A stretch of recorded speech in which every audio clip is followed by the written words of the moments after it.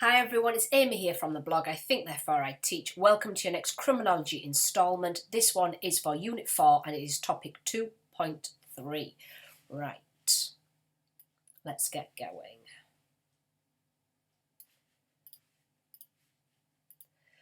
So this is assess how forms of punishment meet the aims of punishment. So this links in with 2.2 as well, and you'll find the video for that one also posted. The aims of punishment then are the five from the previous topic: retribution, rehabilitation, deterrence, public protection and reparation. You need to know how those aims of why we punish then deal with types of sentences. How good are each of those being met by prisons, community sentences, fines and discharges? So this PowerPoint will go through each of the types of sentences and how well they're met by the aims of what punishment is there for in the first place. For each type of sentence, and I got my students to outline which of the aims of punishment it meets and how. So I got my students, before doing this PowerPoint, to just guess at prisons. Do prisons work the best for retribution or rehabilitation? Are they good for deterrence? What about fines? Do fines work as a retribution or a reparation or a public protection? So I got them to work through how well these types of sentences met the aims. This topic, we need to assess the various forms of punishment and how far they meet the aims. Number one then, imprisonment or prison. It tends to be reserved for the most serious offences or persistent offenders. There are different types of prison sentences. You have life sentences, indeterminate, which means that there is no set release date. Determinate, you'll get 7 years for that crime, or suspended sentencing. And so summary then, I got my students to do lots of different activities with these, but I kept it on the PowerPoint in order to be able to give you the summary. Life sentences then. These are the most severe. The judge sets minimum terms before parole is considered. Conditions are attached to any release and a person will remain on licence for life. Mandatory life sentences are given because of the crimes such as murder. Discretionary life sentences can be given by a judge for other crimes as well, based on their judgment. Whole life terms are for the rest of someone's life, which doesn't often happen in the UK. Indeterminate are serious crimes. The person is a risk to society and therefore there's no minimum term set, unlike life sentence.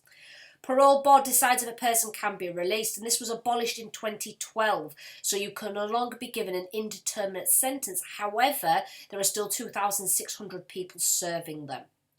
Determinate sentences are the most sentences belong in this category, so most sentences are determinate. Sentence has a set length, normally for only part to be served. Under 1 year, person usually released after half. Over 1 year, the person is released after half, but then remains on licence. So there's probation supervision and the conditions that are usually attached. After a period of licence ends, they're still on probation for 12 months. Suspended sentences can be imposed if the prison sentence for the offence, would be less than 12 months. Prison sentence given, but the person doesn't actually go to prison. You often find this in the celebrity stardom area. They're given a prison sentence, but they don't actually serve any of it in prison. Must show how they will adhere to the conditions. Must not reoffend, or if they do reoffend, they can be imprisoned for the original crime and the crime that they've reoffended with, and so they could be given all or part of their original sentence. So how do these different types of prison sentences then meet the different aims? Retribution. Yes, it does meet retribution because the person's freedom is taken away as a punishment, so there is some form of punishment and payback. But how can we be sure the length of the sentence is appropriate for the crime committed, the proportionality of it? People disagree about which offences deserve this punishment and how long sentences should be. So there's a lot of disagreement about the crimes that people commit and how long their sentence actually is. Does it meet the aim of deterrence? Yes, because it could make people think twice and put them off. But reoffending rates are really high. We have a very, very high reoffending rate, or recidivism, there we go, which means that the reoffending rates are very, very high. Almost half of adults reoffend within a year. So obviously prisons aren't deterring people that much. Also, a lot of people don't act rationally when they commit a crime. They may be under the influence of drugs, alcohol, extreme emotional or mental illness. So what that means is they don't think about it logically. They don't think, oh, actually, if I did do this, something bad will happen like what happened to that person. No, they do it under such immense conditions, or such under the influence of things like drugs or alcohol, that deterrence would never really play a part. Also, suspended sentence can act as a deterrent against reoffending sometimes. So the risk of, if you reoffend, you'll then will go to prison. Public protection, yes, prisons do meet protecting the public. Why? Because people have been locked away. People are away. People are no longer in the public. So dangerous and habitual offenders are removed from the streets. Longer sentences have become more common. Indeterminate sentences and whole life terms allow authority to keep people away indefinitely. Keep people on licence means they are kept an eye on. How good that is questionable though. But can prisons become a place where new crimes are learned?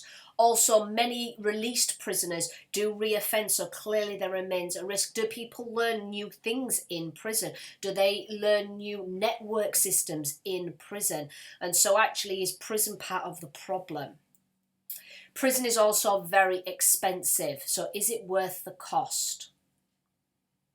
Do prisons meet the aim of reparation? The Prisoners' Earnings Act of 2011 says that if a prisoner earns money from a skill or trade while in prison, then some of their earnings can be taken and used for victim support, but doesn't happen very often.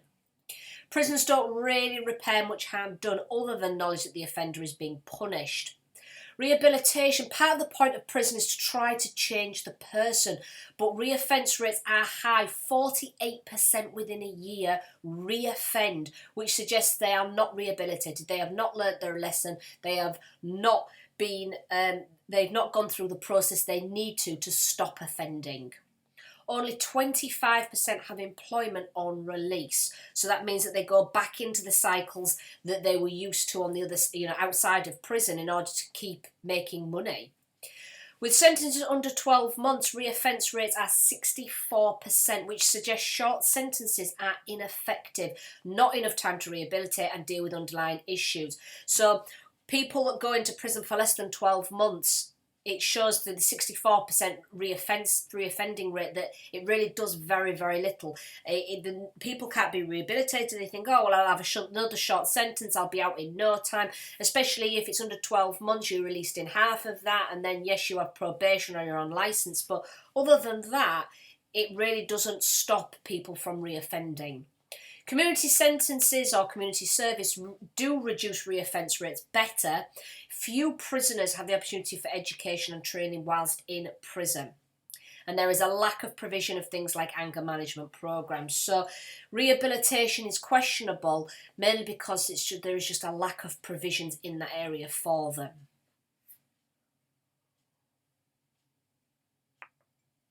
Overall, then, do prisons meet the aims of sentences? Bromley Briefings fact file, I highly recommend. You can Google it, you can get the document, have a look at Bromley Briefings. It gives you so many statistics, so many facts and information that you can use as to whether our prison systems do work or not. It states that England and Wales have the highest imprisonment rates in Western Europe. We put the most people in prison. In the last 30 years, the prison population has risen by 77%. So something is going wrong here. Either we are more on crime now, so catching more criminals and putting more people away, or more people are committing crimes. Short prison sentences are less effective than community sentences at reducing reoffending. The number of people recalled back into custody has increased, especially amongst women. 8,825 people are serving a sentence of less than 12 months were recalled to prison in the year to December 2017. So 8,800 people within less than 12 months have been recalled back to prison because they've broke their on-licence agreement. Recidivism rates are 48%. They are 64% for sentences of less than 12 months and 86% for under 18s. Know your statistics, know your facts, know your information. What those three percentages tell you is that our prison systems are not working. They are not working in rehabilitating because they are reoffending. That short sentences do not work, so maybe other alternatives are better than expensive prison. And that something about juveniles is not working when so many juveniles are reoffending, but especially if only 25% have employment afterwards, they are labelled as criminals, so find employment difficult, they're going to go straight back into the routines again. The conclusions: prisons can fulfil the aim of retribution and public protection, but rehabilitation does not seem to be successful. Nor does it as a deterrence, because otherwise there wouldn't be such high reoffence rates. What I got my students to then do is I got them to go through the notes on prisoners and highlight all the statistics mentioned. I got them to memorise them.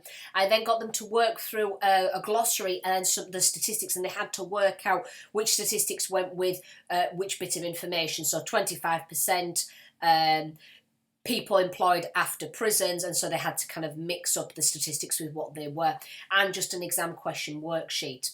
I then got them to research the case of Eric Cantona, who kung fu kicked a football fan, and I got them to watch the short clip and what happened to him, what happened to the sentence, and then did he meet the aims of, did the punishment meet the aims? We then had a look at the exam question, assess how far imprisonment meets the aims of punishment for 5 marks. So how would you answer this question? What approach would you take? And so there's some ideas here looking at the different bits of information that are given. You don't forget you have to go up what imprisonment is, and then all the different types of aims that it meets and to what extent it meets them. And so again, I got them to mark this. How many marks would you award it? I'll let you pause it now just to have a quick read through it, and then just think about what else you could add and what makes this a good answer. Number 2 then, community sentences. Key facts: they are sentences of the court carried out in the community, normally for crimes too serious for just a fine or a slap on the wrist, but not serious enough for prison. When a community order is given, conditions are usually attached. These include being under supervision of a probation officer. It may include unpaid work between 40 to 300 hours. A curfew, residency requirement, completion of a treatment programme also might be required. And anyone can suggest a project that offenders can work on as part of the community payback scheme. So getting them to do things that are important for the community. Does it meet retribution then? Yes. The conditions placed on the person restrict their freedom, so this is a form of retribution. High-vis jackets also say community payback, so it could be aimed as a bit of public shaming. So again, there's retribution in that for the crime that's been committed. However, are they enough of a punishment? The person still lives at home, they can still watch Netflix and drink beer. Is it enough of a punishment just having to go and do 40 hours of unpaid work? The person still lives at home in the community and enjoys many freedoms. Deterrence. Seeing people doing community payback and the visible punishment action might deter others from turning to crime. But how well monitored is community sentences, and what is the extent of the work? What are they actually doing? Are they just doing a little bit of litter picking? Is it in areas that are quite public? I asked my students if they've ever seen it, because I haven't, and they said that they often do it in one of the cemeteries, and they do like litter picking and tidying it up. I've never seen them though, who goes around cemeteries. And so if it's not that public, if it's not that out there, then how will it act as a deterrent for other people? So is it really enough to deter future crimes? Public protection. If it changes a person's future behaviour, then it could seem to do the public a favour. However, the offenders are still on the streets. They can re-offend. Yes, they'll have curfews. Yes, they might have tags, but they're still out there. You could still walk past them in the street. The public are not well protected. Reparation, yes, because it's unpaid work, so it can include correcting any damage to property that they've been done. In general, just unpaid community work is a form of reparation to society. But Are there some aspects of offence that can never be repaid or made amends for? So trauma after a burglary, for example. Can these really be repaired with a community sentencing? Or if you vandalised a building that somebody has put a lot of time and effort in, can you really repair, even if you took off the vandalism or repainted, can you really repair the trauma and the damage that's been caused? Rehabilitation, yes, because it offers the chance to tackle some of the underlying problems such as addictions, mental illness, employment, educational needs. Studies have shown that it's better to do a community sentence than a short prison sentence. So it reduces the reoffending rate by 34%. So 34% reoffend if they've done community sentences, whereas 64% reoffend if they do a prison sentence under 12 months. The Prison Reform Trust says they are more effective for those with previous offences. But these sentences are declining, dropped from 14% to 8% from 2007 to 2017. So they are less common sentences, even though we can see that the reoffending rates are lower. Too few places on rehabilitation courses. Also, offenders often fail to turn up to the courses they are supposed to, so then it involves people then chasing them up. You have to pay the people to then chase them up. You have to have people run the courses. You have to have people that watch them on the community sentences. So these take an awful lot of organisation and administration. Exam question: assess how well community sentences meet the aims of punishment. So the questions are very much the same.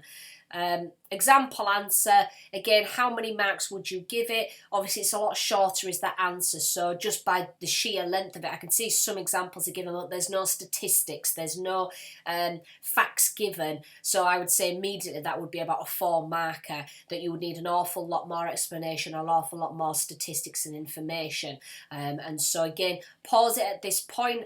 What would you add to it? Go back through, how would you make this into a full 6 marker? Financial penalties, fines. Giving fines for offences usually used for less serious crimes, sometimes combined with other punishments for more serious crimes. So you get a punishment and a fine. Sometimes the offender is allowed to pay in instalments or have the money deducted from their benefits.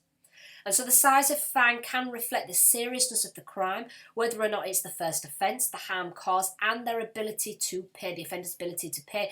But then why should that be a factor? If someone's broke the law, then they should still have to pay the same as someone that has lots of money, in the sense that in order to deter people, they have to know that, oh, well, actually, I don't have as much money, but therefore my fine's going to be less. That then counteracts the deterrence. Whereas if someone thinks, I can't do this because I will get a really big fine and I'll have to pay that really big fine or go to prison, then that really would act as a deterrent. But by lowering the fine, you're kind of lowering the punishment.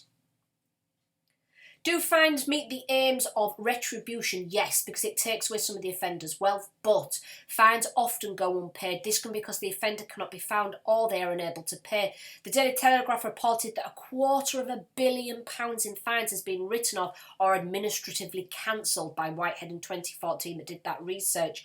So £250 million in fines that people have been given haven't been paid back. That is no deterrence, isn't that? That's no retribution, because people will just again know, actually all I'll get is a fine and I don't even need to pay it back. The Mirror reported that 61% of fines end up being written off or uncollected. It suggests that fines aren't always effective as they fail to be fully imposed as a punishment.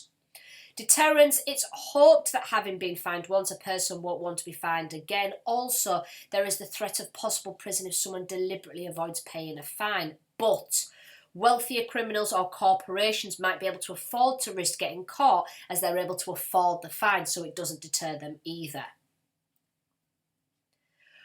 Reparation: yes, sometimes the offender has to pay compensation to the victim or to society to make amends for the crime, but this only works if the fine is actually collected and the money cannot be make amends for some of the harm done. Rehabilitation could teach someone that their money is better spent elsewhere, or so they learn the lesson, but do fines teach someone how to behave differently or help them or just take more from them? So An example I gave my students, and this is an example I gave in the previous video for 2.2, is speeding fines. If you're caught speeding, you're given a fine and you have to go to an afternoon class.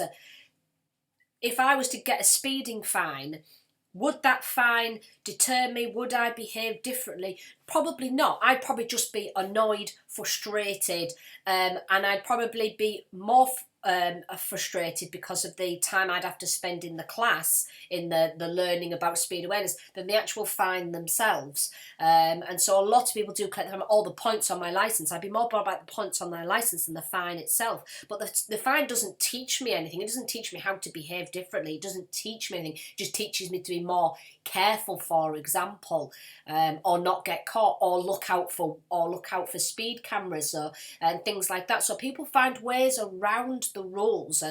Obviously, I do not speed, of course, but it's the idea that, do fines really teach people, or do they just teach them to be cleverer to avoid it? Discharges, the final one, discharges. These are the lowest level of punishment, usually given for minor or first-time offences. The person avoids a criminal conviction and the courts can impose conditional discharge. It's conditional on something. So a person won't get a criminal conviction unless they reoffend within a time scale given. So, for example, you'll be on licence for 3 years. We're watching for 3 years. If they commit a crime, then that will be taken seriously. So it's on condition that they do not commit another crime in a length of time that's specified. If they do reoffend, they can be given a sentence for the old and the new offence and will have a criminal record. Absolute or unconditional discharge. The person is technically guilty of the crime, but there is no moral blame attached, and so they are not given any punishment or sanction. This, however, is rare. If someone's guilty of a crime, they're guilty and therefore need punishment in some way. And so write a short paragraph to justify whether or not discharges meet the aims of punishment. So at this stage, I've got my students to then work out how discharges meet the different ones. So we've already practiced a number of them as I've just gone through on this PowerPoint. So I got my students at this point to talk about how discharges meet the different aims of punishment. I then got to do a table worksheet where they ranked orders. So it was a big table with all of the aims and the different types of punishment and how they met each of them. So prisons, rank order, retribution, deterrence, public protection, rehabilitation and reparation, which is number 1 for meeting the aims, which is number 5 for the least. And I got them to do it for each one of the different types of punishments. I then got them to research what happened in the Thirsk rail crash and to write down the reasons why an absolute discharge was given to the signalman James Holmes. And this is in 1892. Finally, an exam question: is rehabilitation achieved by formal punishment? An 8-marker. How might you approach this question? And so you would explain briefly what is meant by rehabilitation. You'd look at the formal rehabilitation types of punishment, prison, community, fines and discharges. So you'd look at each of these formal punishments and how well they meet rehabilitation in each of the cases. So that would be a good 3 to 4 lines for each. Some methods achieve it better than others, and so weighing up then whether rehabilitation is met by these or not. Which is best and why? How well do prisons achieve rehabilitation then overall? And so which type is the worst and why? So which is the best and which is the worst? So I think a lot of my students said that rehabilitation is met potentially quite well by the community sentencing because the recidivism rate is lower. They also said how prisons has quite good rehabilitation because they can have education inside, but discharges and fines not so much. You can of course disagree, that's the whole point of it being your answer. And then a conclusion. Alright everyone, thank you very much for watching. I hope you found this useful. If you've got any questions or comments, please post them below. Don't forget to give me a thumbs up if you do like it and subscribe so you never miss out on any of the videos. Otherwise, bye for now everyone.